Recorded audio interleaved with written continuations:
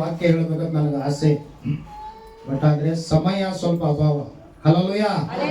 ಅದ್ರ ಕಡೆನೂ ನಾವು ನೋಡ್ಬೇಕು. ಆದ್ರೆ ಸಮಯ ನೋಡಿದ್ರ ನೀವು ಒಳ್ಳೊಳ್ಳೆ ನಮ್ಮ ಕೈಯಾಗ ಸಿಗಂಗಿಲ್ಲ. ಹಲ್ಲೆಲೂಯಾ. ಸಿಕ್ಕಾಗಲೇ ಗಾಡಿ ರಿಪೇರಿ ಮಾಡಿ ನಾವು ಕಳಿಸ್ಬೇಕು. ಇವತ್ತು ಹೊಸ ವರ್ಷದ ಪ್ರಾರ್ಥನೆಗಾಗಿ ನೀವೆಲ್ಲರೂ ಕೂಡಿ ಬಂದಿದ್ದೀರಿ. ದೇವರಿಗೆ ಸ್ತೋತ್ರ. ನಿಮ್ಮೆಲ್ಲರಿಗೂ ಹೊಸ ವರ್ಷದ ಶುಭಾಶಯಗಳು. ಹಲ್ಲೆಲೂಯಾ. ಹಾಗಾದ್ರೆ ಅದೇ ರೀತಿಯಾಗಿ ಇವತ್ತು ಬಂದಿದ್ದೀರಿ, ಎಲ್ಲರಿಗೂ ಆಶೀರ್ವಾದ ಬೇಕು. ಹಲ್ಲೆಲೂಯಾ. ಆ ಆಶೀರ್ವಾದಗಳನ್ನ ದೇವರು ಎಲ್ಲಿಟ್ಟಿದ್ದಾನೆ? ವಾಕ್ಯದಲ್ಲಿ ಇಟ್ಟಿದ್ದಾನೆ. ಆ ವಾಕ್ಯವನ್ನ ನಮ್ಮ ಬಾಯಿಂದ ನುಡಿಯುವಾಗ ಆ ಆಶೀರ್ವಾದಗಳು ನಮಗೆ ಪ್ರಾಪ್ತವಾಗುವಂತವಾಗಿದ್ದಾವೆ. ನಮ್ಮ ಜೀವಿತದಲ್ಲಿ ಅದು ನೆರವೇರುವಂತವಾಗಿದ್ದಾವೆ. ಹಲ್ಲೆಲೂಯಾ. 143ನೇ ಅಧ್ಯಾಯ ಅದರ 5ನೇ ವಚನವನ್ನ ಯಾರಾದ್ರೂ ಒಬ್ಬರು ಓದಿಕೊಳ್ಳಬೇಕೆಂಬುದಾಗಿ ನಾನು ನಿಮ್ಮಲ್ಲಿ ಕೇಳುತ್ತೇನೆ. ಹಳೆ ದಿನಗಳನ್ನು ನೆನೆಸಿಕೊಳ್ಳುತ್ತೇನೆ, ನಿನ್ನ ಎಲ್ಲಾ ಕಾರ್ಯಗಳನ್ನು ಧ್ಯಾನಿಸುತ್ತೇನೆ, ನಿನ್ನ ಕೈ ಕೆಲಸಗಳನ್ನು ಸ್ಮರಿಸುತ್ತೇನೆ. ಆಮೆನ್. ಧ್ಯಾನಿಸುತ್ತೇನೆ ಅಂದರೆ ದೇವರು ನಮ್ಮ ಜೀವಿತದಲ್ಲಿ ಮಾಡಿದಂತ ಉಪಕಾರಗಳನ್ನ ನಾವು ಪದೇ ಪದೇ ಪದೇ ಅದನ್ನ ನೆನಪು ಮಾಡಿಕೊಳ್ಳುವುದೇ ಧ್ಯಾನಿಸುತ್ತೇನೆ ಎಂಬುದಾಗಿ. ಹಲ್ಲೆಲೂಯಾ. ಹಾಗಾದ್ರೆ ನಮ್ಮ ಜೀವಿತದಲ್ಲಿ ನಾವು ಯಾವುದನ್ನ ಧ್ಯಾನಿಸಬೇಕು, ನಾವು ಯಾವುದನ್ನ ನೆನಪು ಮಾಡಿಕೊಳ್ಳಬೇಕಂದ್ರೆ ದೇವರು ನಮ್ಮ ಜೀವಿತದಲ್ಲಿ ಮಾಡಿದಂತ ಉಪಕಾರಗಳನ್ನು ನಾವು ನೆನೆಸಿಕೊಳ್ಳುವವರಾಗಿರ್ಬೇಕು. ಹಲ್ಲೆಲೂಯಾ. ಯಾವ್ಯಾವ ಸಂದರ್ಭಗಳಲ್ಲಿ ದೇವರು ಏನು ನಮ್ಮ ಜೀವಿತದಲ್ಲಿ ಅದ್ಭುತಗಳನ್ನು ಮಾಡಿದನೋ, ಯಾವ ಬಂಧನದಿಂದ ನಮ್ಮನ್ನು ಬಿಡಿಸಿದನು, ಯಾವ ಕಷ್ಟಗಳಿಂದ ನಮ್ಮನ್ನು ಬಿಡಿಸಿದನು, ಯಾವ ರೋಗದಿಂದ ನಮ್ಮನ್ನು ಬಿಡಿಸಿದನು, ಚಿಂತೆಗಳಿಂದ ಬಿಡಿಸಿದನು, ಸಾಲದಿಂದ ಬಿಡಿಸಿದನು, ಅದೆಲ್ಲ ಕಾರ್ಯಗಳನ್ನ ನಾವು ಏನ್ ಮಾಡ್ಬೇಕು? ನೆನೆಸಬೇಕು, ಅದನ್ನ ಧ್ಯಾನಿಸಬೇಕು. ನೆನೆಸಿ ನೆನೆಸಿ ನೆನೆಸಿ ನಾವು ಯಾರನ್ನ ಸ್ತುತಿಸಬೇಕು? ದೇವರನ್ನ ಸ್ತುತಿಸಬೇಕು. ಅದಕ್ಕೆ ಭಕ್ತನಾದ ದಾವೀದನು ಹೇಳ್ತಾನೆ, ಕೀರ್ತನೆ 103:1ನೇ ವಚನದಲ್ಲಿ, ನನ್ನ ಮನವೇ ಯೆಹೋವನನ್ನ ಏನ್ ಮಾಡು? ಕೊಂಡಾಡು. ನನ್ನ ಸರ್ವೇಂದ್ರಿಗಳೇ ಆತನ ಪವಿತ್ರ ನಾಮವನ್ನು ಏನ್ ಮಾಡ್ರಿ? ಕೀರ್ತಿಸ್ರಿ. ನನ್ನ ಮನವೇ ಯೆಹೋವನ ಮಾಡಿದ ಒಂದು ಉಪಕಾರಗಳನ್ನು ಏನ್ ಮಾಡಬೇಡ, ಮರೆಯಬೇಡ. ಒಂದು ವೇಳೆ ನೀವು ಯಾರಿಗಾದ್ರೂ ಉಪಕಾರ ಮಾಡಿದಿರಿ ಅಂತ ತಿಳ್ಕೊಳ್ರಿ. ಕಷ್ಟದಲ್ಲಿ ನೀವು ಅವರಿಗೆ ಏನಾದ್ರೂ ಹಣ ಕೊಟ್ಟಿದ್ರಿ, ಏನೋ ಒಂದು ಸಹಾಯ ಮಾಡಿದ್ರೆ, ಹಲ್ಲೆಲೂಯಾ, ನೀವು ಮಾಡಿದಂತ ಸಹಾಯವನ್ನ ಅವ್ರು ನೆನೆಸಿಕೊಳ್ಳುವಾಗ ನಿಮ್ಗೆ ಏನಾಗ್ತದೆ? ಸಂತೋಷವಾಗ್ತದೆ, ಖುಷಿ ಆಗ್ತೈತಿ. ಹೌದಪ್ಪ, ಇಂಥವ್ರಿಗೊಬ್ಬರಿಗೆ ನಾನು ಉಪಕಾರ ಮಾಡಿದ್ದೇನೆ. ಆ ಉಪಕಾರವನ್ನ ಇವ್ರು ಯಾವಾಗಲೂ ಏನ್ ಮಾಡ್ತಾರೆ? ನೆನೆಸ್ತಾ ಇದ್ದಾರೆ, ನಮ್ಮನ್ನ ನೆನೆಸ್ತಾ ಇದ್ದಾರೆ ಎಂಬುದಾಗಿ ನಿಮ್ಗೆ ಏನಾಗ್ತದೆ? ಖುಷಿ ಆಗ್ತೈತಿ. ಮತ್ತೊಂದು ಸಾರಿ ಏನಾದ್ರೂ ಅವರಿಗೆ ಕಷ್ಟಗಳು ಸಮಸ್ಯೆಗಳು ಬರುವಾಗ ಮತ್ತೆ ಅವರಿಗೆ ಕೊಡಬೇಕನ್ನುವಂತ ಆಸೆ ಬಯಕೆ ನಿಮ್ಮ ಒಳಗಡೆ ಬರ್ತೈತಿ. ಒಂದು ವೇಳೆ ಅವ್ರು ಯಾವ ಉಪಕಾರವನ್ನು ನಿಮಗೆ ಹೇಳದೆ ಹೋದ್ರೆ ಮತ್ತೊಂದು ಸಾರಿ ನೆಕ್ಸ್ಟ್ ಬೇಡಕ್ ಬಂದಾಗ ನೀವು ಕೊಡ್ತೀರಿ? ಇಲ್ಲ. ಒಂದು ವೇಳೆ ನಿಮ್ಮ ಹತ್ರ ಇದ್ರು ನೀವೇನ್ ಮಾಡ್ತೀರಿ? ಇಲ್ಲ ಅಂತ ಹೇಳ್ತೀರಿ. ಯಾಕೆ ಹೇಳ್ರಿ? ಅವ್ರು ಏನ್ ಮಾಡ್ತಾ ಇಲ್ಲ? ಉಪಕಾರವನ್ನ ನೆನೆಸ್ತಾ ಇಲ್ಲ. ಹಾಗಾದ್ರೆ ಉಪಕಾರ ನೆನೆಸದವರಿಗೆ ನಾವು ಉಪಕಾರ ಮಾಡುವುದಕ್ಕೆ ನಮಗೆ ಇಷ್ಟ ಇಲ್ಲ. ಹಲ್ಲೆಲೂಯಾ. ಹಾಗಾದ್ರೆ ಮನುಷ್ಯರೇ ಇಷ್ಟೊಂದು ಮಾನವನ್ನ ಅಪೇಕ್ಷಿಸುವುದಾದ್ರೆ ಭೂಮಿ ಆಕಾಶಗಳನ್ನು ಉಂಟು ಮಾಡಿದಂತ ದೇವರು, ಹಲ್ಲೆಲೂಯಾ, ಪ್ರತಿ ದಿನ ಪ್ರತಿ ಕ್ಷಣ ನಮ್ಮ ಜೀವಿತದಲ್ಲಿ ಆತನು ಮಾಡಿದಂತ ಉಪಕಾರಗಳನ್ನು ನಾವು ನೆನೆಸಿಕೊಳ್ಳುವುದಾದ್ರೆ ಇನ್ನೂ ಎಷ್ಟೋ ಅದ್ಭುತ ಕಾರ್ಯಗಳನ್ನ ದೇವರು ನಮ್ಮ ಜೀವಿತದಲ್ಲಿ ಆತನು ಮಾಡುವಂತವನಾಗಿದ್ದಾನೆ. ಹಲ್ಲೆಲೂಯಾ. ಹಾಗಾದ್ರೆ ಯಾವುದನ್ನ ನಾವು ನೆನೆಸಿಕೊಳ್ಳಬೇಕು? ದೇವರ ಉಪಕಾರಗಳನ್ನ, ಆತನು ಮಾಡಿದಂತ ಪ್ರತಿ ಒಂದೊಂದು ಉಪಕಾರಗಳನ್ನ ಹೇಳಿ ಪ್ರತಿ ದಿನ ಪ್ರತಿ ಕ್ಷಣ ನಾವು ದೇವರಿಗೆ ಏನ್ ಮಾಡ್ಬೇಕು? ಸ್ತೋತ್ರ ಸಲ್ಲಿಸಬೇಕು. ದೇವರೇ, ನನ್ನನ್ನು ಪ್ರಯಾಣದಲ್ಲಿ ಕಾಪಾಡಿದಿ, ಸ್ತೋತ್ರ. ಹಲ್ಲೆಲೂಯಾ. ಅನಾರೋಗ್ಯದಲ್ಲಿ ಕಾಪಾಡಿದಿ, ಸ್ತೋತ್ರ.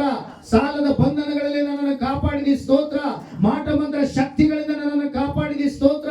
ಪ್ರತಿ ಒಂದೊಂದು ದಿನವೂ ನನ್ನನ್ನು ಕಾಪಾಡಿ ನಡೆಸುತ್ತಾ ಬಂದಿದೆ, ಅದಕ್ಕಾಗಿ ನಿನಗೆ ಸ್ತೋತ್ರ ಎಂಬುದಾಗಿ ನೀವು ಹೇಳುವುದಾದರೆ 2024ರಲ್ಲಿ ಮಾಡಿದಕ್ಕಿಂತನೂ 100 ಪಟ್ಟು 2025ರಲ್ಲಿ ಕರ್ತನು ನಮ್ಮ ಜೀವಿತದಲ್ಲಿ ಮಾಡುವನು. ಹಾಗಾದ್ರೆ ಪ್ರೀತಿಯ ದೇವರ ಮಕ್ಕಳೇ, ಪ್ರತಿ ದಿನ ಪ್ರತಿ ಕ್ಷಣ ನಾವು ಏನ್ ಮಾಡಬೇಕು? ದೇವರು ಮಾಡಿದ ಉಪಕಾರಗಳನ್ನು ನೆನೆಸಿ ಆತನಿಗೆ ನಾವು ಏನ್ ಮಾಡಬೇಕು? ಸ್ತೋತ್ರ ಸಲ್ಲಿಸಬೇಕು, ಆತನನ್ನು ಸ್ತುತಿಸಬೇಕು.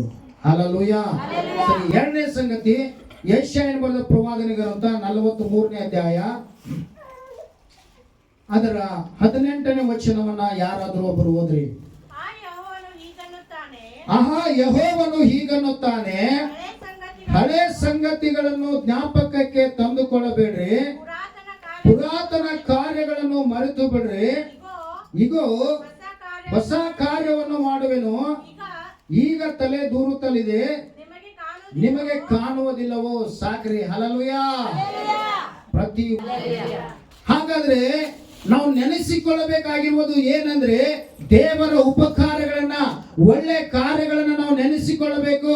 ಹಾಗಾದ್ರೆ ನಾವು ಮರೆತು ಬಿಡಬೇಕಾಗಿರುವಂತದ್ದು ಏನಂದ್ರೆ, ಏನು ನಾವು ನೆನೆಸದೇ ಇರುವಂತದ್ದು ನಮ್ಮ ಜೀವಿತದಲ್ಲಿ ನಡೆದು ಹೋಗಿದೆಯೋ, ಯಾವ ಕಷ್ಟಗಳನ್ನ, ಕಣ್ಣೀರುಗಳನ್ನ ನಾವು ಹಾದು ಬಂದಿದೀವೋ, ಅಥವಾ ಯಾರನ್ನಾದ್ರೂ ನಮ್ಮ ಕುಟುಂಬದಲ್ಲಿ ನಾವು ಕಳೆದುಕೊಂಡಿದೀವೋ, ಅಥವಾ ಆಸ್ತಿ ಕಳೆದುಕೊಂಡಿದೀವೋ, ಅಥವಾ ಯಾರಾದ್ರೂ ನಮ್ಮ ಮನಸ್ಸಿಗೆ ನೋವಾಗುವ ರೀತಿಯಲ್ಲಿ ಮಾತನಾಡಿ ನಮ್ಮ ಮನಸ್ಸನ್ನ ನೋಯಿಸಿದರೋ, ಆ ಎಲ್ಲ ಸಂಗತಿಗಳನ್ನ, ಆ ಪರಿಸ್ಥಿತಿಗಳನ್ನ, ಆ ಬಡತನವನ್ನ, ಆ ಕಷ್ಟ ಕಣ್ಣೀರುಗಳನ್ನು ಎಲ್ಲ ಮರೆತು ನೀನು ಮುಂದೆ ದೇವರನ್ನು ನೋಡಿ ನಡೆಯುವಾಗ ಆತನು ಹೊಸ ಕಾರ್ಯವನ್ನು ಮಾಡುವವನಾಗಿದ್ದಾನೆ.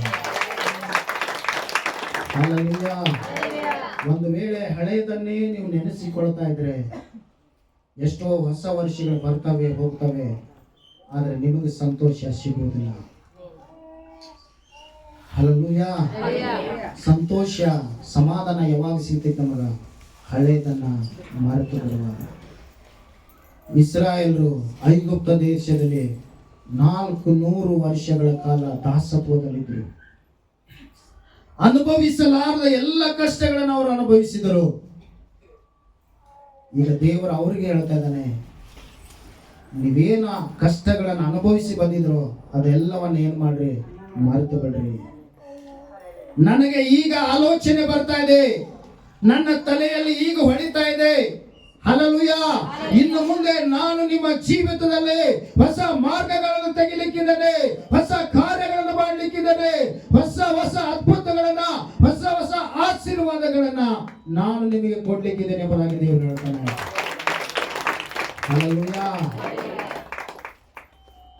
ಮನೆ ಸ್ವಚ್ಛ ಮಾಡುವಾಗ ಎಲ್ಲ ಹೊಲಸು ಹೋದ ನಾವು ಎಲ್ಲಿ ಚೆಲ್ತೀವಿ? ಎಲ್ಲಿ ಚೆಲ್ತೀವ್ರಿ? ಹಲ್ಲೆಲೂಯಾ.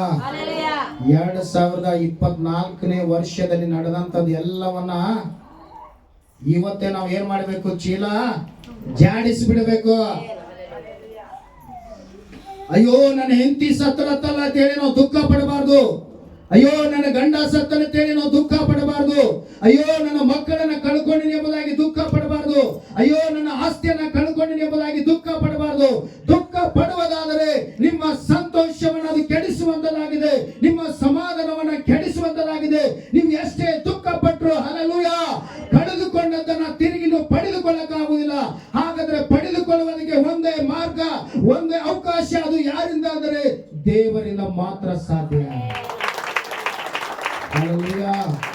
ಹಾಗಾದ್ರೆ ಪ್ರೀತಿಯುಳ್ಳ ದೇವರ ಮಕ್ಕಳೇ, ಮರ್ತು ಬಿಡ್ರಿ, ಅದೆಲ್ಲವನ್ನ ಚೀಲ ಜಾಡಿಸಿಬಿಡ್ರಿ.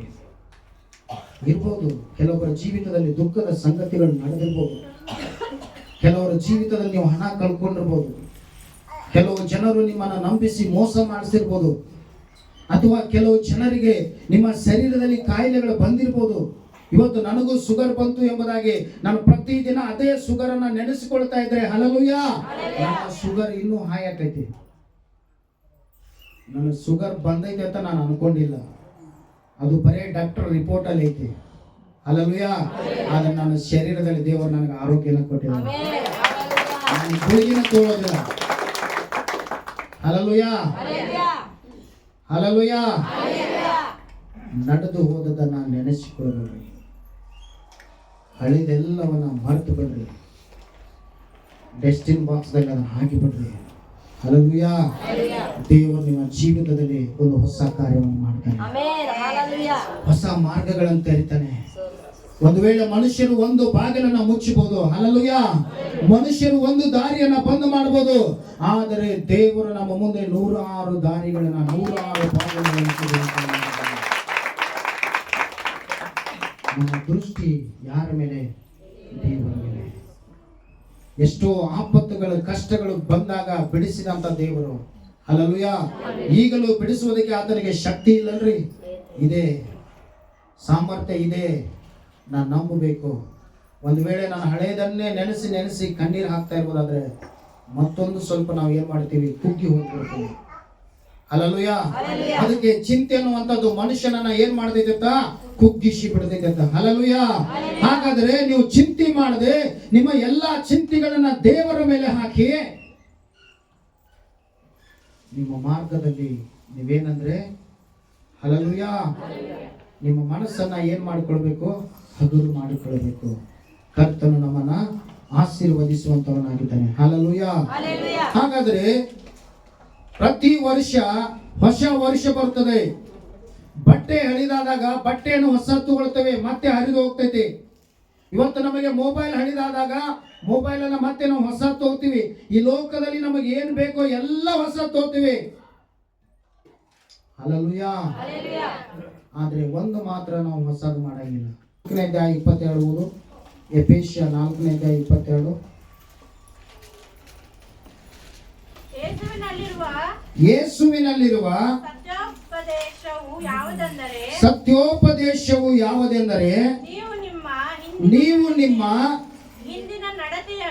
ಹಿಂದಿನ ನಡತೆಯನ್ನು ಅನುಸರಿಸದೆ ಪೂರ್ವ ಸ್ವಭಾವವನ್ನು ತೆಗೆದು ಹಾಕಿ ಬಿಡಬೇಕು.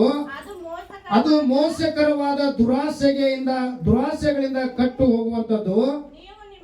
ನೀವು ನಿಮ್ಮ ಅಂತರ್ಯದಲ್ಲಿ ಹೊಸಬರಾಗಿ ನೂತನ ಸ್ವಭಾವವನ್ನು ಧರಿಸಿಕೊಳ್ಳಿರಿ.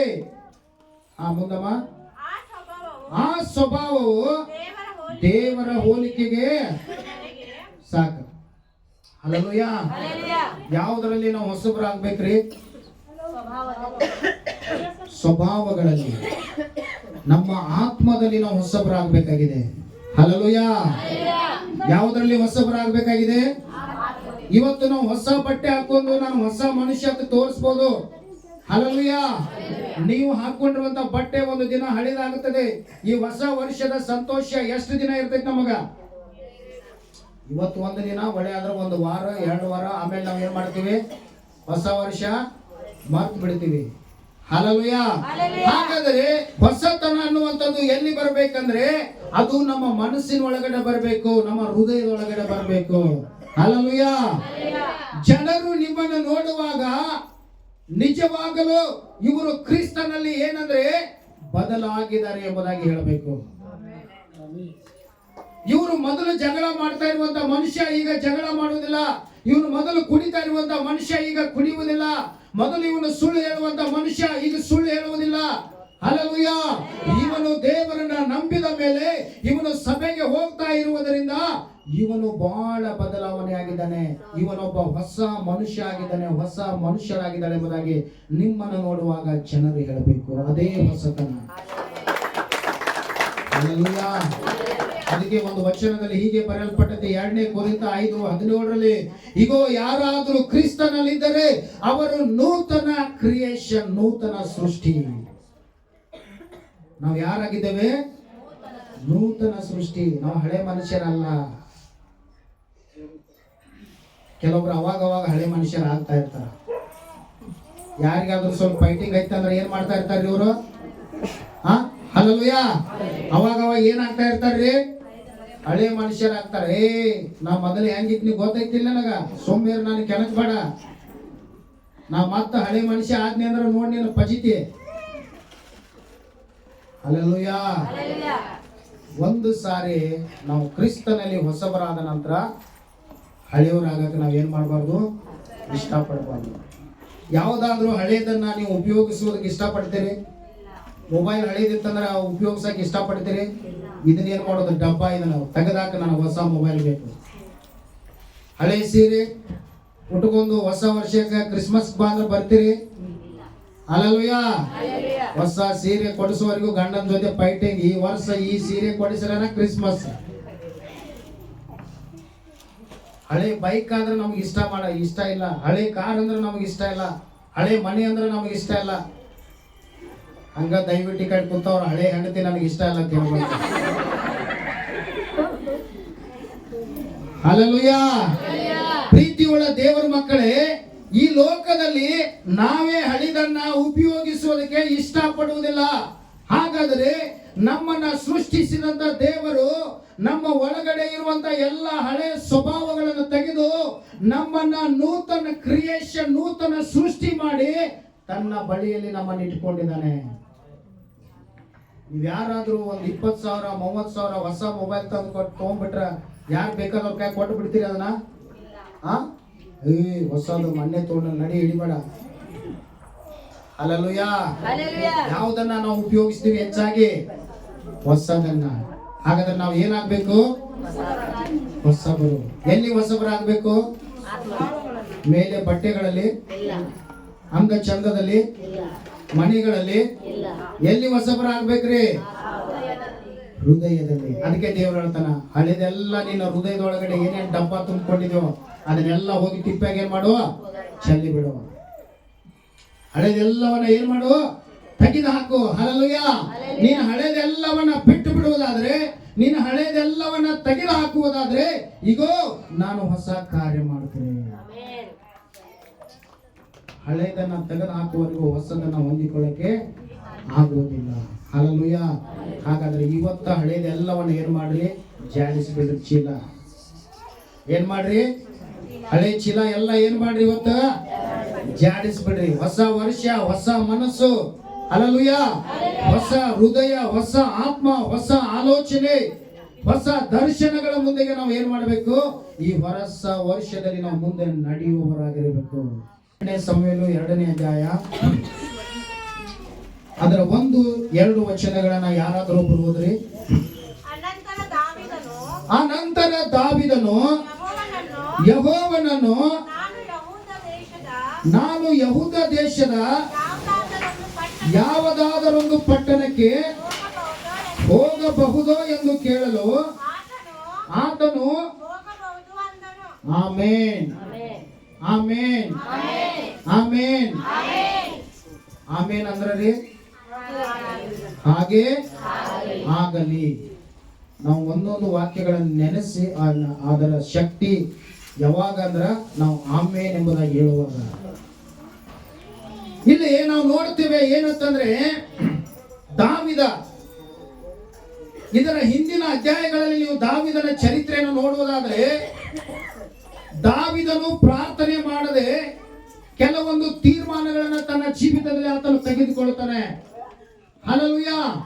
ದಾವಿದನು ಪ್ರಾರ್ಥನೆ ಮಾಡದೆ ಕೆಲವು ತೀರ್ಮಾನಗಳನ್ನ ತೆಗೆದುಕೊಂಡು ಏನ್ ಮಾಡ್ತಾನಂದ್ರೆ, ಫಿಲಿಸ್ಟಿಯರ ಪ್ರಭುಗಳ ಜೊತೆ ಹೋಗಿ ಕೈ ಜೋಡಿಸಿ ಅವರ ಜೊತೆಯಲ್ಲಿ ಏನ್ ಮಾಡ್ತಾನೆ? ವಾಸ ಮಾಡ್ತಾನೆ. ಆದ್ರೆ ಮೊದಲು ಫಿಲಿಸ್ಟಿಯರ್ನ ಕಂಡ್ರೆ ಒಳಗಡೆ ರಕ್ತ ಕುದಿತಾ ಇತ್ತು. ಯಾರ್ದು? ದಾವಿದನನ್ನು.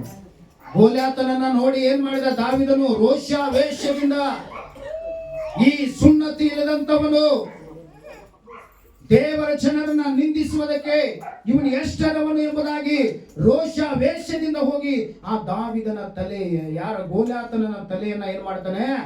ಕಡಿದು ಹಾಕಿರ್ತಾನೆ. ಆದರೆ ಪ್ರಾರ್ಥನೆ ಮಾಡದೆ ಸೋತು ಹೋದಂತ ದಾವಿದನು ಸೌಲನಿಗೆ ಭಯಪಟ್ಟು ಯಾವ ಜನರನ್ನ ವಿರೋಧಿಸ್ತಾ ಇದ್ದನೋ, ಯಾವ ಜನರನ್ನ ಕಂಡ್ರೆ ರೋಷಾವೇಶಗೊಳ್ಳುತ್ತಾ ಇದ್ದನೋ, ಈಗ ಅದೇ ಜನರ ಹತ್ರ ಹೋಗಿ ದಾವಿದನು ಏನ್ ಮಾಡ್ತಾ ಇದ್ದಾನೆ? ಅಪಸತ್ ಮಾಡ್ಕೊಂಡು ವಾಸ ಮಾಡ್ತಾ ಇದ್ದಾನೆ. ನೀವು ನನ್ನ ಪ್ರಭುಗಳು, ನಾನು ನಿಮಗೆ ದಾಸ ಅಂತ ಹೇಳ್ತಾನೆ. ಯಾರು? ದಾವಿದ. ಹಲ್ಲೆಲೂಯಾ. ಇದಕ್ಕೆ ಕಾರಣ ಏನ್ ಗೊತ್ತ್ರಿ? ಪ್ರಾರ್ಥನೆ ಮಾಡದೆ ಇರುವುದು. ದೇವರವನನ್ನ ಕರೆದಿದ್ದು ಅದಕ್ಕಾಗಿ, ಅರಸನಾಗುವುದಕ್ಕಾಗಿ. ಹಲ್ಲೆಲೂಯಾ. ದೇವರವನನ್ನ ಕರೆದಿದ್ದು ಅದಕ್ಕಾಗಿ, ಅರಸನಾಗುವುದಕ್ಕಾಗಿ. ಆದ್ರೆ ದಾವಿದನು ಏನಾಗ್ತಾ ಇದ್ದಾನೆ? ಈಗ ದಾಸನಾಗ್ತಾ ಇದ್ದಾನೆ. ಯಾರಿಗೆ? ಶತ್ರುಗಳಿಗೆ, ಫಿಲಿಸ್ಟಿಯ ಪ್ರಭುಗಳಿಗೆ. ಯಾವ ಜನಾಂಗದ ತಲೆಯನ್ನು ಕಡಿದು ಹಾಕಿದನೋ ಅದೇ ಜನರಿಗೆ ಹೋಗಿ ಈಗ ಏನಾಗ್ತಾ ಇದ್ದಾನೆ? ದಾಸನಾಗ್ತಾ ಇದ್ದಾನೆ. ಹಾಗಾದ್ರೆ ಎಲ್ಲಿ ಅಡಗಿತ್ತು ದಾವಿದನ ರೋಷ? ಯಾಕೆ ದಾವಿದನು ಇಷ್ಟೊಂದು ವೀಕ್ ಆದ? ಕಾರಣ ಏನಂದ್ರೆ ಪ್ರಾರ್ಥನೆ ಇಲ್ಲದೆ ಇರುವುದಕ್ಕಾಗಿ. ಒಂದು ದಿನ ಫಿಲಿಸ್ಟಿಯರು ಇಸ್ರಾಯೇಲ್ ಜೊತೆ ಯುದ್ಧ ಮಾಡುವುದಕ್ಕಾಗಿ ಬರ್ತಾರೆ. ಅವಾಗ ಇಸ್ರಾಯೇಲರ ಅರಸನು ದಾವಿದನನ್ನು ಸಹ ಕರೀತಾನೆ. ದಾವಿದನನ್ನ ಕರೆಯುವಾಗ ದಾವಿದನು ಇಸ್ರಾಯೇಲನ ಫಿಲಿಸ್ಟಿಯರ ಅರಸನ ಜೊತೆ ಕೂಡಿ ಇಸ್ರಾಯೇಲರಿಗೆ ವಿರುದ್ಧವಾಗಿ ಯುದ್ಧ ಮಾಡೋದಕ್ಕಾಗಿ ಬರ್ತಾನೆ. ಯಾರ? ದಾವಿದ. ತನ್ನ ಸ್ವಂತ ಜನರ ಜೊತೆಗೆ ವಿರುದ್ಧವಾಗಿ ಯುದ್ಧ ಮಾಡೋದಕ್ಕೆ. ಅವಾಗ ಫಿಲಿಸ್ಟಿಯರ ಜನ ಏನ್ ಮಾಡ್ತಾರಂದ್ರೆ, ಆ ಫಿಲಿಸ್ಟಿಯ ಅರಸನಿಗೆ ಒಂದು ಭಿನ್ನವನ್ನ ಮಾಡ್ತಾರೆ. ಏನಂದ್ರೆ, ಅಯ್ಯೋ, ಈ ದಾವಿದನನ್ನ ನಮ್ಮ ಸಂಗಡ ನೀನ್ ಯಾಕೆ ಕರ್ಕೊಂಡ್ ಬರ್ತಾ ಇದೀಯಾ? ಒಂದು ದಿನ ಈ ದಾವಿದನು ನಮಗೆ ವಿರುದ್ಧವಾಗಿ ಹೋರಾಟ ಮಾಡಿದ್ದಾನೆ, ನಮಗೆ ವಿರುದ್ಧವಾಗಿ ಯುದ್ಧ ಮಾಡಿದ್ದಾನೆ. ನಮ್ಮಲ್ಲಿರುವಂತಹ ರಣಶೂರನಾದಂತಹ ಗೋಲ್ಯಾತನನ್ನ ಇವನು ಏನ್ ಮಾಡಿದ್ದಾನೆ? ಅವನ ತಲೆಯನ್ನ ಕಡಿದು ಹಾಕಿದ್ದಾನೆ. ಒಂದು ವೇಳೆ ಇಸ್ರಾಯೇಲರ ಪ್ರಭು ಸೌಲನನ್ನ ನೋಡಿ ಅವನ ಮ್ಯಾಗ ಕರುಣೆ ಬಂದು ಇವನ ಒಂದು ವೇಳೆ ನಮಗೆ ತಿರುಗಿ ನಿಂತ ಅಂದ್ರ ಯುದ್ಧದಲ್ಲಿ ನಾವು ಏನಾಗಬೇಕಾಗ್ತದೆ? ಸೋಲಬೇಕಾಗ್ತದೆ. ಹಾಗಾದ್ರೆ ಈ ದಾವಿದ ನಮ್ಮ ಜೊತೆಯಲ್ಲಿ ಬರಬಾರ್ದು, ಇವನನ್ನ ಏನ್ ಮಾಡೋ? ಮನೆಗೆ ಕಳಿಸುತ್ತೆ. ಹಲ್ಲೆಲೂಯಾ. ಆಗ ದಾವಿದನು ವಾಪಸ್ ಎಲ್ಲಿ ಹೋಗ್ತಾನೆ? ಮನೆಗೆ ಹೋಗ್ತಾನೆ. ಮನೆಗೆ ಬರುವುದರೊಳಗಡೆ ದಾವಿದನ ಜೀವಿತದಲ್ಲಿ ಏನಾಗಿದೆ ಅಂತಂದ್ರ, ಅವನು ವಾಸ ಮಾಡ್ತಕ್ಕಂಥ ಪಟ್ಟಣವನ್ನೆಲ್ಲ ಶತ್ರುಗಳು ಬಂದು ಏನ್ ಮಾಡಿದ್ದಾರೆ ಅಂದ್ರೆ ಸುಟ್ಟು ಹಾಕಿಬಿಟ್ಟಿದ್ದಾರೆ. ಅವನ ದನ ಕರಗಳನ್ನ, ಅವನ ಕುಟುಂಬವನ್ನೆಲ್ಲ ಏನ್ ಮಾಡ್ತಾ ಇದ್ದಾರೆ ಅಂದ್ರೆ ಸೆರೆಯಾಗಿ ತೆಗೆದುಕೊಂಡು ಹೋಗ್ತಾ ಇದ್ದಾರೆ. ಹಲ್ಲೆಲೂಯಾ. ಹಾಗಾದರೆ ದಾವಿದನು ತಾನು ತಪ್ಪಾದ ತೀರ್ಮಾನವನ್ನು ತೆಗೆದುಕೊಂಡದರಿಂದ, ದಾವಿದನು ಪ್ರಾರ್ಥನೆ ಮಾಡದೆ ಆತನು ಹೋಗಿರುವುದರಿಂದ, ಹಲ್ಲೆಲೂಯಾ, ತನ್ನ ಜೀವಿತದಲ್ಲಿ ಕೆಲವು ಸನ್ನಿವೇಶಗಳನ್ನ, ಕೆಲವು ಸಮಸ್ಯೆಗಳನ್ನ ಆತನು ಎದುರಿಸಬೇಕಾಯಿತು. ಬಂದು ಕೂತು ಅಳ್ತಾನೆ ದಾವಿದ. ದೇವರೇ, ನಾನು ಏನ್ ನೆನೆಸಿಕೊಂಡಿದ್ದೆ, ಏನಾಯ್ತು ನನ್ನ ಜೀವನದಲ್ಲಿ? ನನ್ನ ಕುಟುಂಬ ಒಂದು ಏನಾದ್ರೂ ಆಗಲಿ, ಆದರೆ ನನ್ನನ್ನು ನಂಬಿಕೊಂಡು ಎಷ್ಟೋ ಜನ ನನ್ನ ಹಿಂದೆ ಬಂದಿದ್ದಾರೆ. ಇವತ್ತು ಅವ್ರ ಕುಟುಂಬನೂ ಸಹ ಎಲ್ಲ ಸರಿಯಾಗಿ ತಗೊಂಡು ಹೋಗ್ಬಿಟ್ಟಿದ್ದಾರೆ. ದೇವ್ರೆ, ನಾನು ಏನ್ ಮಾಡ್ಲಪ್ಪ ಅಂತ ಹೇಳಿ ದಾವಿದನ ಏನ್ ಮಾಡ್ತಾ ಇದ್ದಾನೆ? ಕೂತು ಅಳ್ತಾ ಇದ್ದಾನೆ. ಕಾರಣ, ಈ ಸ್ಥಿತಿಗೆ ಕಾರಣ ಯಾರು? ದಾವಿದ. ಯಾಕೆ ಈ ಸ್ಥಿತಿ ಅವನಿಗೆ ಬಂತು? ಏನ್ ಮಾಡಿಲ್ಲ ಅವನು? ಪ್ರಾರ್ಥನೆ ಮಾಡಿಲ್ಲ. ಯಾರ ಜೊತೆಯಲ್ಲಿ ಹೋಗಿ ಸೇರ್ಕೊಂಡಿದ್ದಾನೆ? ಶತ್ರುಗಳ ಜೊತೆಯಲ್ಲಿ. ದೇವರು ಯಾವ ಜನರನ್ನ ದ್ವೇಷಿಸ್ತಾ ಇದ್ದರು, ಯಾವ ಜನರೊಂದಿಗೆ ನೀವು ಕೂಡಬಾರದು ಎಂಬುದಾಗಿ ದೇವರು ಹೇಳಿದ್ದನು, ಅದೇ ಜನರೊಂದಿಗೆ ವಾಸ ಮಾಡುವುದಕ್ಕಾಗಿ ಹೋಗಿದ್ದಾನೆ. ಹಲ್ಲೆಲೂಯಾ. ಹಾಗಾದರೆ ಈ ಕಾರಣಕ್ಕೆ ಯಾರು ಇದಕ್ಕೆ ಕಾರಣ ಎಂದರೆ ದಾವಿದನೇ ಕಾರಣನು. ಆತನು ತಪ್ಪಾದ ತೀರ್ಮಾನವನ್ನು ತೆಗೆದುಕೊಂಡದರಿಂದ. ಹಲ್ಲೆಲೂಯಾ. ಹಾಗಾದರೆ ಇವತ್ತು ನಾವು ಎಷ್ಟೋ ಜನರು ಸಮಸ್ಯೆಗಳನ್ನ ಎದುರಿಸಕ್ಕಾಗದೆ ಸೈತಾನನ ಜೊತೆಗೆ ಕೈ ಜೋಡಿಸ್ಬಿಡ್ತೀವಿ. ಹಲ್ಲೆಲೂಯಾ. ಒಂದು ದಿನ ಸೈತಾನನನ್ನು ದ್ವೇಷಿಸ್ತಕ್ಕಂಥ ನಾವುಗಳು, ಹಲ್ಲೆಲೂಯಾ, ಸೈತಾನ ಜೊತೆ ಏನ್ ಮಾಡ್ತೀವಿ? ಕೈ ಜೋಡಿಸ್ಬಿಡ್ತೇವೆ. ಅವ್ನು ಹೇಳಿದ ಹಾಗೆ ನಾವು ತುಳಿತೇವೆ. ಇದೆಲ್ಲ ಆಗಿ ಹೋದ ಮೇಲೆ ಈಗ ದಾವಿದನು ಏನ್ ಮಾಡ್ತಾ ಇದ್ದಾನೆ? ಈಗ ಆಗಲೇ ಓದಿದ್ವಲ್ಲ ವಾಕ್ಯ, ಏನ್ ಮಾಡ್ತಾ ಇದ್ದಾನೆ? ಪ್ರಾರ್ಥನೆ ಮಾಡ್ತಾ ಇದ್ದಾನೆ. ಹಲ್ಲೆಲೂಯಾ. ಏನ್ ಮಾಡ್ತಾ ಇದ್ದಾನೆ? ಪ್ರಾರ್ಥನೆ ಮಾಡ್ತಾ ಇದ್ದಾನೆ. ಓದ್ರಿ ಅದನ್ನ 2ನೇ ಅಧ್ಯಾಯ 1ನೇ ವಚನವನ್ನ ಇನ್ನೊಂದು ಸಾರಿ.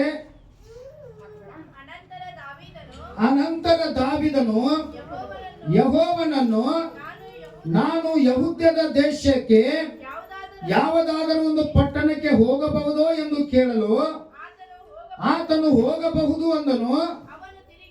ಅವನು ತಿರುಗಿ ದೇವರಿಗೆ ಮೊದಲು ಏನ್ ಕೇಳ್ತಾನೆ? ಯಾವ ಪಟ್ಟಣಕ್ಕೆ ಹೋಗ್ಲಿ ಅಂತ ಕೇಳ್ತಾನ. ದೇವರೇನ್ ಹೇಳಿದ್ರು? ಹೋಗು ಎಂಬುದಾಗಿ ಹೇಳಿದ್ರು. ನೀವು ಆದ್ರ ಏನ್ ಮಾಡ್ತೀವಿ? ದೇವ್ರು ಹೋಗಂತ ಹೇಳಿದಾನೆ ಅಂತೇಳಿ ನಾವು ಏನ್ ಮಾಡ್ತಿದ್ದೀವಿ? ಹೋಗ್ಬಿಡ್ತಿದ್ದೀವಿ. ಆದ್ರೆ ಈಗ ದಾವಿದನಿಗೆ ಏನಾಗಿದೆ? ಪಕ್ಕ ಬುದ್ಧಿ ಬಂದಿದೆ. ಹಲ್ಲೆಲೂಯಾ. ಏನ್ ಬಂದಿದೆ? ದಾವಿದನಿಗೆ ಬುದ್ಧಿ ಬಂದಿದೆ. ಈಗ ಏನ್ ಕೇಳ್ತಾ ಇದ್ದಾನೆ? ದೇವರು ಹೋಗಂದ ತಕ್ಷಣ ಹೋಗ್ಲಿಲ್ಲ ಅವನು, ಮತ್ತೆ ತಿರುಗಿ ಪ್ರಾರ್ಥನೆ ಮಾಡ್ತಾ ಇದ್ದಾನೆ. ದೇವರೇ, ನಾನು ಯಾವ ಪಟ್ಟಣಕ್ಕೆ ಹೋಗ್ಲಿ? ಆಗ ದೇವರು ಅವನಿಗೆ ತೋರಿಸಿರುವುದು ಯಾವ ಪಟ್ಟಣ ಅಂದ್ರೆ ಹೆಬ್ರೋನ್. ಹಲ್ಲೆಲೂಯಾ. ಯಾವ ಪಟ್ಟಣವನ್ನ ದೇವರು ತೋರಿಸಿದಂದ್ರೆ ಅವನಿಗೆ? ಹೆಬ್ರೋನ್. ಹಲ್ಲೆಲೂಯ. ಹಾಗಾದರೆ ನಾನು ಏನ್ ಹೇಳಕ್ ಹೋಗ್ತಾ ಇದ್ದೀನಿ ಎಂಬುದಾಗಿ ನಾನು ಹೇಳುವಾಗ, ಹಲ್ಲೆಲೂಯ, 2024ನೇ ವರ್ಷದಲ್ಲಿ ನಿಮ್ಮ ತಪ್ಪಾದ ತೀರ್ಮಾನಗಳಿಂದ, ನಿಮ್ಮ ತಪ್ಪಾದ ಆಲೋಚನೆಗಳಿಂದ ಇವತ್ತು ನಿಮ್ಮ ಕುಟುಂಬದಲ್ಲಿ ನೀವು ಏನಾದ್ರೂ ಕಳೆದುಕೊಂಡಿರಬಹುದು, ಸಮಸ್ಯೆಗಳನ್ನು ಎದುರಿಸಿರಬಹುದು, ಅನೇಕ ನಷ್ಟಗಳನ್ನ, ಕಷ್ಟಗಳನ್ನ, ಕಣ್ಣೀರುಗಳನ್ನ ನೀವು ಹಾದು ಬಂದಿರಬಹುದು. ಹಲ್ಲೆಲೂಯ. ಹಾಗಾದರೆ ಆ ತಪ್ಪಾದ ಮಾರ್ಗವನ್ನ ಬಿಟ್ಟು, ಆ ಪ್ರಾರ್ಥನೆ ಇಲ್ಲದೆ ಜೀವಿತವನ್ನ ಬಿಟ್ಟು ಈ ಹೊಸ ವರ್ಷದಲ್ಲಿ ದಾವೀದನ ಹಾಗೆ ಪ್ರಾರ್ಥನೆಯಿಂದಲೇ ಹೊಸ ವರ್ಷವನ್ನ ಪ್ರಾರಂಭ ಮಾಡುವುದಾದರೆ, ಪ್ರಾರ್ಥನೆಯಿಂದಲೇ ಒಂದೊಂದು ದಿನವನ್ನು ನೀವು ಕಳೆಯುವುದಾದರೆ, ಹಲ್ಲೆಲೂಯ, ದೇವರು ನಿಮಗೆ ಒಂದು ಮಾರ್ಗವನ್ನು ತೋರಿಸುತ್ತಾನೆ, ದೇವರು ನಿಮಗೆ ಒಂದು ಸ್ಥಳವನ್ನು ತೋರಿಸುತ್ತಾನೆ, ದೇವರು ನಿಮಗೆ ಒಂದು ಕೆಲಸವನ್ನು ಕೊಡುವವನಾಗಿದ್ದಾನೆ, ಅನೇಕ ಆಶೀರ್ವಾದದ ಬಾಗಿಲುಗಳನ್ನ ದೇವರು ತೆರೆಯುವಂತವನಾಗಿದ್ದಾನೆ. ಹಲ್ಲೆಲೂಯ. ಈ ಹೆಬ್ರೋನ್ ಪಟ್ಟಣಕ್ಕೆ ದಾವೀದನು ಬರುವಾಗ, ದಾವೀದನಿಗೆ ಎಲ್ಲ ಇಸ್ರಾಯೇಲರು ಕೂಡಿ ಅವನಿಗೆ ಏನ್ ಮಾಡ್ತಾನೆ ಅಂದ್ರೆ ರಾಜ್ಯಾಭಿಷೇಕ ಮಾಡ್ತಾರೆ. ದಾವೀದನು ಇಲ್ಲಿ ಅರಸನಾಗಿ ಮಾರ್ಪಡ್ತಾನೆ. ಹಲ್ಲೆಲೂಯ. ಒಂದು ದಿನ ತಪ್ಪಾದ ಕಲ್ಪನೆಯಿಂದ, ತಪ್ಪಾದ ತೀರ್ಮಾನದಿಂದ ಅರಸನಾಗಬೇಕಾದವನು ಬೇರೆ ಅರಸನ ಕೈಯಲ್ಲಿ ದಾಸನಾಗಿದ್ದ. ಆದರೆ ಪ್ರಾರ್ಥನೆ ಮಾಡುವುದಕ್ಕೆ ಪ್ರಾರಂಭ ಮಾಡಿದಾಗ, ಹಲ್ಲೆಲೂಯ, ದಾಸನಾಗಿದ್ದಂತ ದಾವೀದನು ಇಸ್ರಾಯೇಲರಿಗೆ ಅರಸನಾಗುತ್ತಾ ಇದ್ದಾನೆ. ನಿಮ್ಮ ತಲೆ ಎತ್ತಲ್ಪಡಬೇಕಾದರೆ, ನಿಮ್ಮ ಕುಟುಂಬ ಮೇಲಕ್ಕೆ ಎತ್ತಲ್ಪಡಬೇಕಾದರೆ, ಸರಿಯಾದ ಸಮಯದಲ್ಲಿ ಬಂದು ಸಿಕ್ಕಾಕೊಂಡಿದೆಯಾ? ಇವತ್ತೇ ಮೊಳಕಾಲು ಹಾಕುವುದನ್ನು ಪ್ರಾರಂಭ ಮಾಡಿದೆ. ಹಲ್ಲೆಲೂಯ. ಮೊಳಕಾಲು ಹಾಕುವುದನ್ನು ಪ್ರಾರಂಭ ಮಾಡಿದೆ. ದೇವರ ಒಂದು ದೊಡ್ಡ ಅಭಿಷೇಕವನ್ನು ನಿಮ್ಮ ಮುಂದೆ ಇಟ್ಟಿದ್ದಾನೆ. ಹಲ್ಲೆಲೂಯ. ನೀವು ಯಾವ ಜನರ ಮುಂದೆ ನೀವು ತಲೆಯನ್ನು ತಗ್ಗಿಸಿದಿರೋ ಅದೇ ಜನಾಂಗಗಳ ಮುಂದೆ ದೇವರು ನಿಮ್ಮ ತಲೆಯನ್ನು ಎತ್ತುವವನಾಗಿದ್ದಾನೆ. ಒಂದು ದಿನ ಯಾವ ಜನರಿಗೆ ದಾವೀದನು ಭಯಪಟ್ಟು ಓಡಿ ಹೋಗಿದ್ದನೋ, ಇವತ್ತು ಅದೇ ಜನರಿಗೆ ದಾವೀದನು ಏನಾಗಿದ್ದಾನೆ? ಅರಸನಾಗಿದ್ದಾನೆ. ಹಾಗಾದರೆ ಇದರ ಒಳಗಡೆ ಇರುವಂತಹ ದಾವೀದರೇ, ಎದ್ದೇಳ್ರಿ, ನಿಮ್ಮ ಕುಟುಂಬಕ್ಕಾಗಿ ಮೊಳಕಾಲು ಹಾಕ್ರಿ, ನಿಮ್ಮ ಪಟ್ಟಣಗಳಿಗಾಗಿ ಮೊಳಕಾಲು ಹಾಕ್ರಿ, ನಿಮ್ಮ ಕೆಲಸಕ್ಕಾಗಿ ಮೊಳಕಾಲು ಹಾಕ್ರಿ. ಎಲ್ಲ ಸಮಸ್ಯೆಗಳಿಂದ ಹೊರಗೆ ಬರುವುದಕ್ಕಾಗಿ ದಾವೀದನ ಹಾಗೆ ಒಂದು ಒಳ್ಳೆ ತೀರ್ಮಾನವನ್ನು ತೆಗೆದುಕೊಂಡು ನಿಮ್ಮ ಜೀವಿತವನ್ನ ಈ 2025ರಲ್ಲಿ ಬದಲಾಯಿಸ್ಕೊಳ್ರಿ. ಒಂದು ವೇಳೆ ನೀವು ಹಳೇ ಮನುಷ್ಯನೇ ಆಗಿರ್ತೀನಂದ್ರೆ ನನಗೇನು ಚಿಂತೆ ಇಲ್ಲ. ನಾಯಿ ಬಾಲ ಯಾವಾಗಲೂ ಡೊಂಕ ಆಗಿರ್ತದೆ. ಹಲ್ಲೆಲೂಯ. ದೇವರು ನಿಮ್ಮ ಮುಂದೆ ಎರಡು ಮಾರ್ಗವನ್ನು ಇಟ್ಟಿದ್ದಾನೆ. ಒಂದು ನಾಶನದ ಮಾರ್ಗ, ಇನ್ನೊಂದು ಆಶೀರ್ವಾದದ ಮಾರ್ಗ. ಅದರಲ್ಲಿ ಆಯ್ಕೆ ನಿಮ್ಮದು.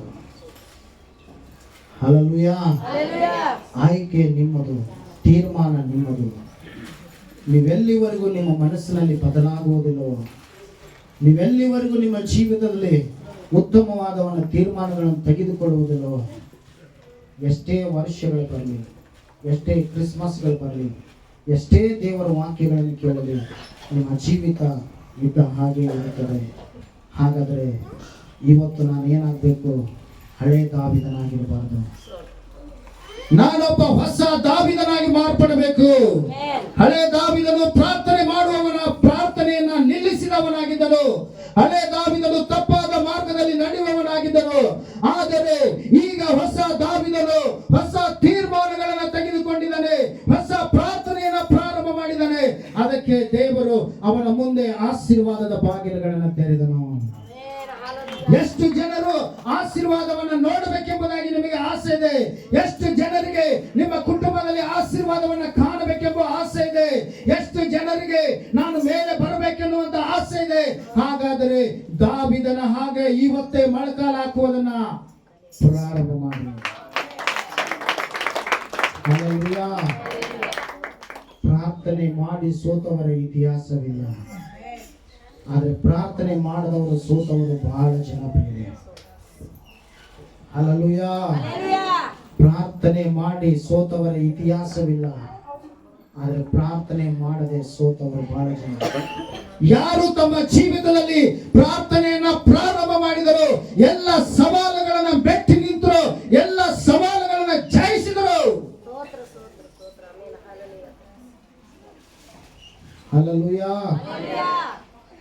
ಹಾಗಾದ್ರೆ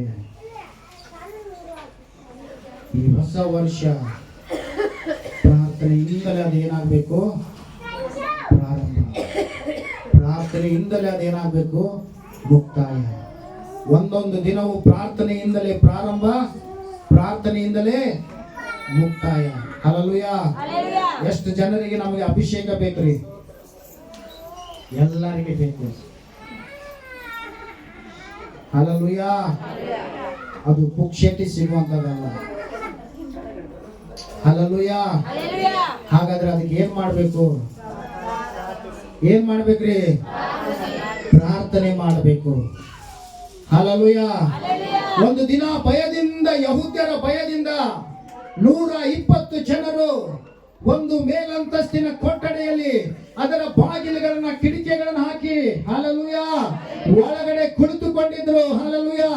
ಆದ್ರೆ ಅವರು ಎಲ್ಲ ಭಯವನ್ನ ತೆಗೆದು ಹಾಕಿ ಅದೇ ಕೋಣೆಯಲ್ಲಿ ಮೊಣಕಾಲುಗಳನ್ನು ಹಾಕಿ ಅವರು ಪ್ರಾರ್ಥನೆ ಮಾಡುವುದಕ್ಕೆ ಪ್ರಾರಂಭ ಮಾಡಿದರು. 120 ಜನರು ಪ್ರಾರ್ಥನೆ ಮಾಡುವಾಗ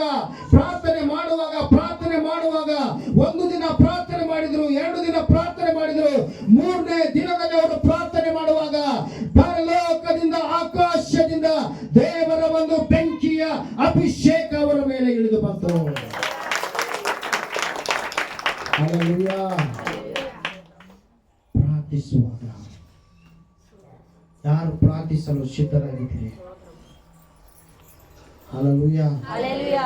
ಒಂದು ವೇಳೆ ನಾವು ಸ್ವಾರ್ಥಿಗಳಾಗಿರುವುದಾದ್ರೆ, ಶರೀರದ ಆಸೆಗಳನ್ನು ನಾವು ಇಟ್ಟುಕೊಂಡು ಜೀವಿಸುವವರಾಗಿದ್ದರೆ ನಾವು ಪ್ರಾರ್ಥಿಸುವುದಕ್ಕೆ ಸಾಧ್ಯವಿಲ್ಲ. ತೀರ್ಮಾನಗಳನ್ನು ತೆಗೆದುಕೊಳ್ಳುವಂತ ದಿನ, ನಮ್ಮ ಮುಂದೆ ಒಂದು ಗುರಿ ಇಟ್ಟುಕೊಳ್ಳುವಂತ ದಿನ ಇದಾಗಿದೆ. ಹಲ್ಲೆಲೂಯಾ. ಎಷ್ಟೇ ಕಷ್ಟ ಆದರೂ ಆ ಗುರಿ ಮುಟ್ಟುವರೆಗೂ ನಾವು ಏನ್ ಮಾಡಬಾರ್ದು? ಬಿಡಬಾರದು.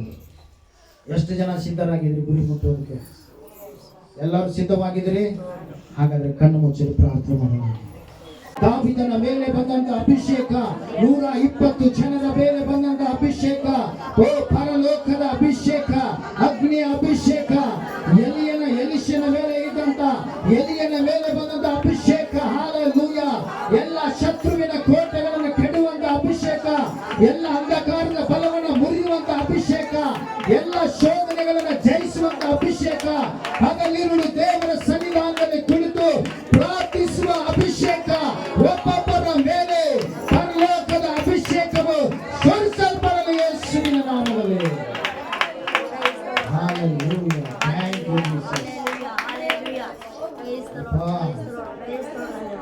2025ನೇ ವರ್ಷ ಪ್ರಾರಂಭವಾಗಿದೆ. ನೀನು ಅಲ್ಪವೂ ಮೇಘವು, ಆದಿಯು ಅಂತ್ಯವಾಗಿರುವಂತ ದೇವರು ಯೇಸುವಿನ ನಾಮದಲ್ಲಿ ಕರ್ತನೆ, ಈ ವರ್ಷವೆಲ್ಲ ನಮ್ಮ ಸಂತೋಷದಿಂದ ಕಳೆಯುವಂತ, ಓ ಹಲ್ಲೆಲೂಯಾ, ನಮ್ಮ ಜೀವಿತವು ಜಯಭೀತವಾಗಿ ಜೀವಿಸುವಂತ ಅಭಿಷೇಕವನ್ನ ನಮಗೆ ದಯಪಾಲಿಸುವ. ದಾವೀದನಿಗೆ ಕೊಟ್ಟಂತ ಅಭಿಷೇಕವನ್ನ ಕರ್ತನೆ ಇವತ್ತು ನಮಗೆ ದಯಪಾಲಿಸು. ಈ ಶಬ್ದವನ್ನ ಕೇಳಿದಂತ, ಈ ವಾಕ್ಯವನ್ನ ಕೇಳಿದಂತ ಒಬ್ಬೊಬ್ಬರ ಮೇಲೆ ಯೇಸುವಿನ ನಾಮದಲ್ಲಿ ಪರಲೋಕದ ಅಭಿಷೇಕವು ಸುರಿಸಲ್ಪಡಲಿ ಕರ್ತನೆ. ಎಲ್ಲಿ ಸೋತು ಹೋಗಿದರು ಅದನ್ನ ಜಯಿಸುವಂತ ಅಭಿಷೇಕ, ಎಲ್ಲಿ ಅವಮಾನ ಹೊಂದಿದರು ಅಲ್ಲಿ ತಲೆ ಎತ್ತಿ ನಿಲ್ಲುವಂತ ಅಭಿಷೇಕ ಒಬ್ಬೊಬ್ಬರ ಮೇಲೆ ಬರಲಿ ಕರ್ತನೆ. ನಿನ್ನ ಕೃಪೆ ಇಳಿದು ಬರಲಿ ರಾಜ, ನಿನ್ನ ಬಲವು ಇಳಿದು ಬರಲಿ ಕರ್ತನೆ.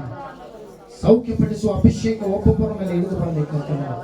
ನಿನಗೆ ಸ್ತೋತ್ರ ಅಪ್ಪ. ನನ್ನ ಬಲದಿಂದ ಅಲ್ಲ, ನನ್ನ ಪರಾಕ್ರಮದಿಂದ ಅಲ್ಲ ಕರ್ತನೆ. ನನ್ನ ಬಲದಿಂದ ಓಡಿದರೆ ನಾನು 1 ಕಿಲೋಮೀಟರ್ ಓಡಬಹುದು, 2 ಕಿಲೋಮೀಟರ್ ಓಡಬಹುದು. ಆದರೆ ದೇವರ ಆತ್ಮನ ಬಲದಿಂದ ಓಡುವುದಾದರೆ ಒಂದೊಂದು ದಿನವೂ ನಾನು ಹಾಗೆ ಓಡ್ತಾನೆ ಇರ್ತೇನೆ. ನನ್ನ ಬಲವು ಕುಂದಿ ಹೋಗುವುದಿಲ್ಲ, ನನ್ನ ಮುಖದ ಮೇಲೆ ನಿರಾಸೆ ಇರುವುದಿಲ್ಲ, ನನ್ನ ಕಳೆ ಕುಂದಿ ಹೋಗುವುದಿಲ್ಲ.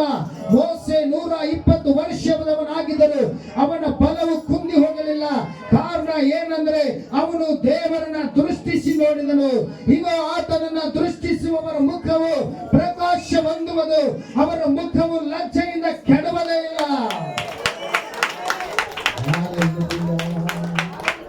ಹೌದು ಕರ್ತನೇ,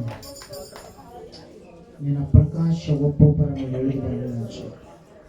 ನಿನ್ನ ಪದವು ಒಬ್ಬೊಬ್ಬರ ಮೇಲೆ ಇಳಿದು ಬರಲಿ. ಯೇಸುವೆ, ಎಲ್ಲ ವಾಕ್ಯಗಳನ್ನು ನೀತನ್ನು ಆಶೀರ್ವದಿಸಿ ಕೊಟ್ಟಿದ್ದಕ್ಕಾಗಿ, ನಡೆಸಿದಕ್ಕಾಗಿ ಎಲ್ಲ ಸ್ತೋತ್ರ ಮಾಡುತ್ತಾ ಯೇಸುವಿನ ನಾಮದಲ್ಲಿ ಪ್ರಾರ್ಥಿಸಿ ಬೇಡುತ್ತೇವೆ ತಂದೆಯೇ. ಆಮೆನ್. ಹಲ್ಲೆಲೂಯಾ.